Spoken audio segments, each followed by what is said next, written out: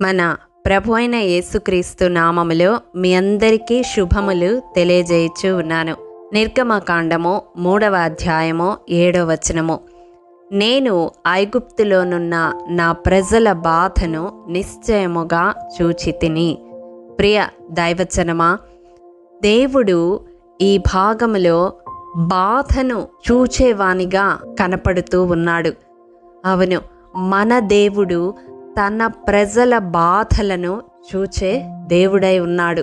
మన చుట్టూ ఎంతోమంది మనకు సన్నిహితులుగా, శ్రేయోభిలాషులుగా, బంధుమిత్రులుగా, కుటుంబ సభ్యులుగా మన బాధను చూస్తూ ఉంటారు. కొన్ని సమయాలలో వారు ఏమీ చేయలేని పరిస్థితులలో కేవలం చూస్తూ ఉంటారు. కానీ మన దేవుడు చూచే దేవుడు మాత్రమే కాదు, కానీ బాధపడుతున్న వారిని ఏ విధంగా ఆదరిస్తాడు అని మనము వాక్యపు వెలుగులో ధ్యానించినట్లయితే, న్యాయాధిపతుల గ్రంథము 6వ అధ్యాయము 9వ వచనం ప్రకారం బాధించిన వారందరి చేతిలో నుండి విడిపించే దేవుడుగా ఉన్నాడు. ఆనాడు ఇశ్రాయేలీలు కూడా ఐగుప్తీయుల ద్వారా కఠినమైన దాస్యమును అనుభవిస్తూ బాధింపబడుతూ ఉన్నప్పుడు దేవునికి మొరపెడితే వారిని బాధ పెడుతున్న ఐగుప్తీయుల చేతి నుండి విడిపించడానికి దిగివచ్చిన వాడై ఉన్నాడు. అంత మాత్రమే కాదు, న్యాయాధిపతుల గ్రంథము 10వ అధ్యాయం 12వ వచనం ప్రకారం బాధపరచు వారి వశంలో నుండి రక్షించే దేవుడై ఉన్నాడు. చూడండి, దావీదు జీవితాన్ని మనము గమనిస్తే దావీదును బాధపరచడానికి ఎందరో అతని జీవితములో ఎదురయ్యారు. కానీ వారందరి చేతి నుండి దావీదును రక్షించి తన రెక్కల చాటున భద్రపరచి ఉన్నతమైన స్థితికి, గొర్రెల దొడ్డి నుండి ఇశ్రాయేలీల రాజగు వరకు దేవుడు భద్రపరిచాడు.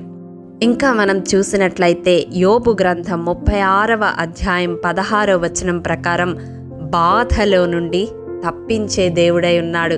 అవును, అది ఎటువంటి బాధ అయినప్పటికీ దేవుని సన్నిధిలో మొరపెట్టుకుంటే దేవుడు ఆ బాధ నుండి తప్పిస్తాడు. వ్యాధి బాధలు కావచ్చు, మరణ బాధలు కావచ్చు, జీవితంలో ఎదుర్కొంటున్న ఎటువంటి బాధ అయినా కావచ్చు, దేవుని సన్నిధిలో మొరపెట్టుకుంటే ఆ బాధ నుండి దేవుడు తప్పిస్తాడు. హన్నా బాధను దేవుని సన్నిధిలో చెప్పుకుంది. సంతానలేమి అనే తన బాధను దేవుడు తీసివేసి కుమారుల సంతోషము గల తల్లిగా చేశాడు.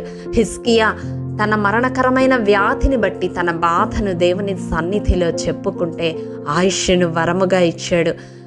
అవును ప్రియ దైవజనమా, దేవుడు బాధలో నుండి తప్పించేవాడుగా ఉన్నాడు. 14వ కీర్తన 6వ వచనం ప్రకారం బాధపడు వారికి ఆశ్రయమై ఉంటాడు. నీ జీవితంలో ఎటువంటి బాధను నీవు అనుభవిస్తున్నావో, కానీ దేవుడు ఆ బాధలో నీకు ఆశ్రయముగా ఉన్నాడు. ఆ బాధ నిన్ను దాటిపోయే వరకు తన చేతి నీడలో నిన్ను దాచి ఉంచుతాడు. ఆనాడు షద్రకు మెషకు అబేద్నెగోలు అగ్నిగుండములో పడవేయబడినప్పుడు ఆ అగ్ని వారిని అంటకుండా, ఆ బాధ వారి దరి చేరకుండా దేవుడు వారికి ఆశ్రయముగా ఉన్నాడు. అంత మాత్రమే కాదు, 107వ కీర్తన 41వ వచనం ప్రకారం బాధను పోగొట్టి లేవనెత్తే దేవునిగా ఉంటాడు. ప్రియ దైవజనమా, నయోమి తన జీవితంలో సమస్తాన్ని కోల్పోయి ఎంతో బాధతో తిరిగి తన ప్రాంతానికి వచ్చినప్పుడు దేవుడు ఆమె జీవితంలో కోల్పోయినవన్నీ దయచేసి ముసలితనములో ఆమెకు ఒక పోషకుణ్ణి దేవుడు అనుగ్రహించి ఆమె జీవితంలో పడిపోయిన స్థితి నుండి తిరిగి లేవనెత్తాడు. ఆమె బాధనంతటిని ఒక మనవడిని ఇచ్చుట ద్వారా దేవుడు దూరపరిచాడు. ప్రియ దైవజనమా, అంత మాత్రమే కాదు, నహూము గ్రంథం 1వ అధ్యాయం 9వ వచనం ప్రకారం బాధ రెండవ మారు రాకుండా బొత్తిగా నివారణ చేసే దేవుడై ఉన్నాడు. అవును, ఇప్పుడు అనుభవిస్తున్న బాధ, ఇప్పుడు అనుభవిస్తున్న శ్రమ దేవుడు తీసివేసిన తర్వాత మరొక పర్యాయము అది నీ జీవితంలో చోటు చేసుకోకుండా దేవుడు దాన్ని పూర్తిగా నివారణ చేసేవాడుగా ఉన్నాడు. ఆదికాండం 41వ అధ్యాయం 52వ వచనం ప్రకారం బాధ కలిగిన దేశమందు అభివృద్ధి పొందించే దేవుడై ఉన్నాడు. అవును, ఏ స్థలములో నీవు బాధను అనుభవించావో అదే స్థలములో నిన్ను దేవుడు అభివృద్ధి పరచగలడు. ప్రియ దైవజనమ, మన దేవుడు తన ప్రజలైన వారి బాధను చూచే దేవుడు, ఆ బాధలన్నిటి నుండి విడిపించే దేవుడు. ఒక్క బాధ అని కాదు. చూడండి, యోబు గ్రంథం 5వ అధ్యాయం 19వ వచనం ప్రకారం 6 బాధలలో నుండి ఆయన నిన్ను విడిపించును, 7 బాధలు కలిగినను నీకు ఏ కీడును తగలదు. 7 సంపూర్ణతకు సాదృశ్యం. ఎన్ని బాధలు ఉన్నప్పటికీ వాటన్నిటి నుండి దేవుడు విడిపిస్తాడు, తప్పిస్తాడు, రక్షిస్తాడు, లేవనెత్తుతాడు, అభివృద్ధి పొందిస్తాడు. మరలా అవి నీ జీవితంలో రెండవ మారు చోటు చేసుకొనకుండా నివారణ చేస్తాడు. ఎందుకంటే మన యావత్ బాధలో ఆయన బాధ నొందిన దేవుడై ఉన్నాడు. ఈ వాక్యము వింటున్న ప్రియ సహోదరుడా, సహోదరి, ఏ బాధతో నీవు ఈ మాటలు వింటున్నావో గాని నీవు అనుభవిస్తున్న బాధను దేవుడు చూస్తూ ఉన్నాడు. దాని నుండి నిన్ను విడిపిస్తాడు, నిన్ను తప్పిస్తాడు, నిన్ను లేవనెత్తుతాడు, నిన్ను రక్షిస్తాడు, అభివృద్ధి పొందిస్తాడు. నమ్ముతున్నావా? నమ్మితే ఈ ప్రార్థనలో ఏకీభవించు. కృపాభరితుడవైన మా ప్రియ పరలోకపు తండ్రి, నీ పరిశుద్ధ పాదములకు వందనములు. దేవా, విత్తబడిన వాక్యమును ప్రతి హృదయంలో నూరంతలుగా ఫలింపచేయండి నాయన. ఈ వాక్యము వింటున్న వారి హృదయాలలో ఎవరు ఏ బాధతో నలిగిపోతూ ఉన్నారో నీవైతే చూస్తూ ఉన్న దేవుడనని వారితో మాట్లాడవు ప్రభువా.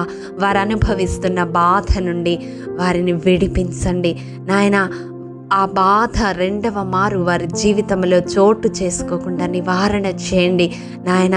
వారున్న స్థితి నుండి, ఆ బాధాతప్తమైన పరిస్థితుల నుండి లేవనెత్తమని బాధపడుతున్న ప్రతి ఒక్కరిని మీ కృపాహస్తాలకు అప్పగిస్తూ యేసు అతి పరిశుద్ధ నామం పేరట అడిగి పొందుకొని ఉన్నాము తండ్రి, ఆమేన్. ప్రియ దైవజనమా, అనుదినము షారోన్ మన్నా ద్వారా అడగబడుచున్న బైబిల్ క్విజ్ ప్రశ్నలకు సమాధానములు ప్రతి నెల మొదటి వారము కామెంట్ బాక్స్లో పోస్ట్ చేయబడతాయి.